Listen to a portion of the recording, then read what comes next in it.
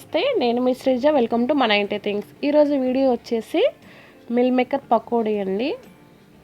Mill మేకర్స్తో pakodi ఏ విధంగా చేసుకోవాలి, అలాగే మనకు రెయినీ సీజన్లో ఆనియన్ పకోడీ కానీ ఇలా డిఫరెంట్గా ఏవైనా వేడివేడిగా మిర్చి బజ్జీలు కానీ చేసుకొని తినాలి అనిపిస్తుంది. సో అదేవిధంగా మిల్ మేకర్స్తో కర్రీస్ కాకుండా పకోడీ కూడా ఏ విధంగా చేసుకోవాలో మీతో షేర్ చేస్తాను. ఇవాళ మనం ఇలాంటి సైజులో ఉండే మిల్ మేకర్స్ని తీసుకోవాలి.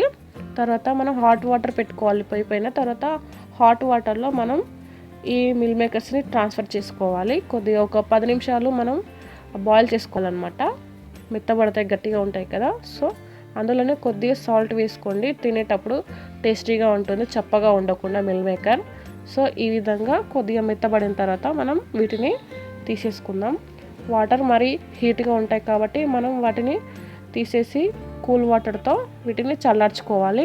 వీటన్నిటిని ఇలా ఒక బౌల్లోకి వాటర్ తీసేసుకొని వేసుకోవాలి. తర్వాత అందులో ఒక లెమన్ మొత్తం స్క్వీజ్ చేసుకోండి.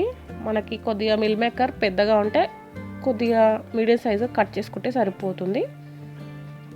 సో ఈ విధంగా లెమన్ మొత్తం మనం స్క్వీజ్ చేసుకున్న తర్వాత ఆ మిల్ మేకర్స్కి మన లెమన్ జ్యూస్ అనేది బాగా కలిసే విధంగా కలుపుకోండి. తర్వాత కలుపుకున్న తర్వాత మనం ఇందులో 1 స్పూన్ అల్లం వెల్లుల్లి పేస్ట్, అలాగే 1 స్పూన్ కారం వేసుకోండి. తర్వాత ఒక 1/2 స్పూన్ వరకు సాల్ట్ వేసుకోండి. ఆల్రెడీ మనం సాల్ట్ వేసి బాయిల్ చేసాం కాబట్టి సాల్ట్ చూసి వేసుకోండి. తర్వాత 1 స్పూన్ ధనియాల పౌడర్, తర్వాత కొత్తిమీర, వీటన్నింటిని వేసుకొని చక్కగా ముక్కలకి మిక్స్ అయ్యే విధంగా మనం బాగా కలుపుకోవాలి.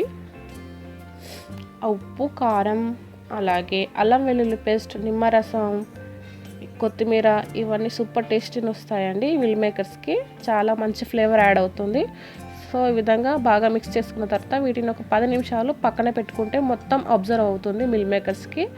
సో ఈ విధంగా పక్కన పెట్టుకున్న తర్వాత మళ్ళీ మనం ఒక 10 నిమిషాల తర్వాత మూత తీసుకొని ఇందులోకి మనం ఒక 2 స్పూన్స్ వరకు శనగపిండి యాడ్ చేసుకోవాలి. తర్వాత ఒక 1 స్పూన్ మనము కార్న్ఫ్లోర్, కొంచెం క్రిస్పీనెస్ రావాలి కాబట్టి కార్న్ఫ్లోర్ కూడా యాడ్ చేసుకోవాలి, 1 స్పూన్.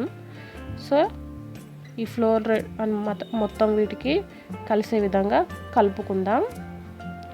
సో మనం వాటర్ యూజ్ చేయకూడదండి ఫస్టే. తర్వాత అందులో మాయిశ్చరైజర్ ఉంటుంది కాబట్టి అదే సరిపోతుంది. తర్వాత మనకు కొద్దిగా ఫ్లోర్ తక్కువ ఉంది కాబట్టి ఇంకొక 2 స్పూన్స్ యాడ్ చేసుకోవాలి శనగపిండి. సో కొద్దిగా యాడ్ చేసుకున్నాం కాబట్టి కొద్దిగా గట్టిగా అనిపిస్తుంది. సో కొద్దిగా ఒక లిటిల్ బిట్ ఆఫ్ వాటర్ కూడా యాడ్ చేసుకుందాం. ఇందులో మరీ ఎక్కువ వేయకూడదండి, కొద్దిగా వేసుకుంటే సరిపోతుంది. ఒక 2 స్పూన్స్ వరకు వాటర్ యాడ్ చేసుకొని ఈ విధంగా చక్కగా అన్నీ మిక్స్ అయ్యే విధంగా కలుపుకోవాలి, వీడియోలో చూపిస్తున్న విధంగా. సో దానికోసం మనం ఫ్రై చేసుకోవడానికి పొయ్యి పైన ఆయిల్ హీట్ చేసుకోవాలి.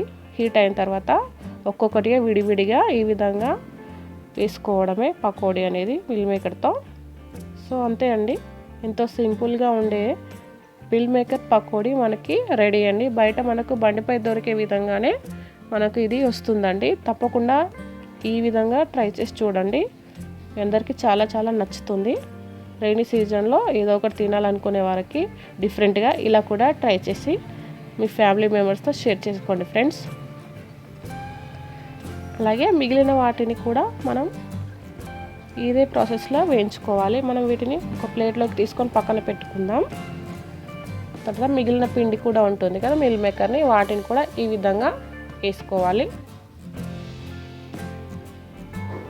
ఆనియన్ పకోడీ, అలాగే పొటాటో చిప్స్ అలా కాకుండా వాటితో పాటు వీటిని కూడా ఇలా ట్రై చేసుకోండి, డిఫరెంట్గా ఉంటుంది. ఇది ఒక డిఫరెంట్ ఐటెం లాగా.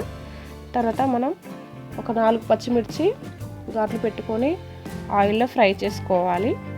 పకోడీ తినేటప్పుడు వీటిని సైడ్కి పెట్టుకుంటే చాలా చాలా బాగుంటుంది. అలాగే కరివేపాకు కూడా వేయించుకోవాలి. వీటితో మనం సర్వ్ చేసుకుందామండి. ఎంతో యమ్మీ టేస్టీగా ఉండే వేడి వేడి మిల్ మేకర్ పకోడీ రెడీ అండి. మీకు కనుక ఈ వీడియో నచ్చితే లైక్ చేయండి, అలాగే మీ ఫ్రెండ్స్ అండ్ రిలేటివ్స్కి షేర్ చేసుకోండి. అండ్ మరిన్ని వీడియోస్ కోసం మన ఇంటి థింగ్స్ని సబ్స్క్రైబ్ చేయండి ఫ్రెండ్స్. పక్కన బెల్ ఐకాన్ కూడా వస్తుంది, దాన్ని కూడా యాక్టివేట్ చేయండి. అలా యాక్టివేట్ చేసినట్లయితే నేను ఏ వీడియో అప్లోడ్ చేసినా నోటిఫికేషన్ ఈజీగా మీ వరకు చేరుతుంది. Thanks for watching. Have a nice day. Bye.